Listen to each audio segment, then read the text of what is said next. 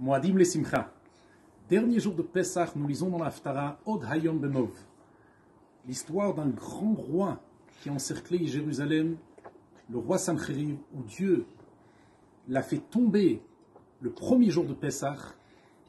Le roi du peuple juif qui s'appelait Chizkia, qui était un grand tzaddik, Dieu voulait faire de lui Mashiach. Et la Haftara découle.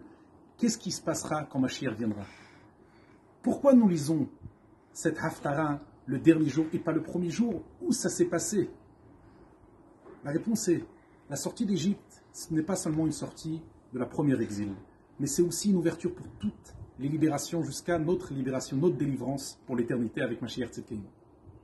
Les premiers jours de Pessah signifient la première délivrance d'Égypte. Les derniers jours de Pessah, où s'exprime la force véritable de Pessah, signifie la dernière délivrance. Pour cela, nos sages ont choisi de mettre cette Haftara de Mashiach sur les derniers jours de Pessah, où signifie la délivrance finale. Pour nous, qu'est-ce qu'on doit faire? Eh bien, en Eretz Israël, le mercredi, et pour nous jeudi, qui s'appelle Acharon Shel Pessah, nous faisons une Seouda qui s'appellera la Seoudat Mashiach. Fin de journée, après Mincha, nous ferons Amotzi, comme le Baal Shem Tov.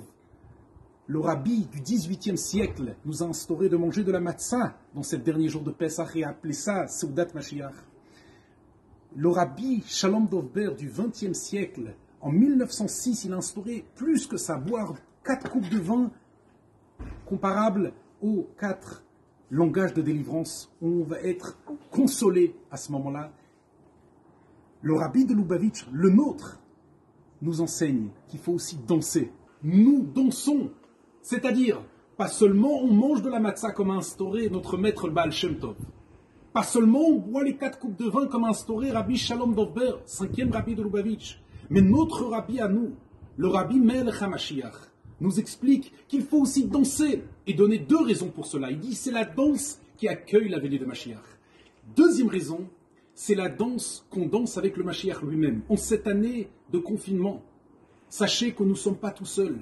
Il y a cette âme générale qui nous réunit tous ensemble et nous dansons avec chacun et surtout avec notre maître, Melech HaMashiach, le roi Mashiach. Chag Sameach et la délivrance tout de suite.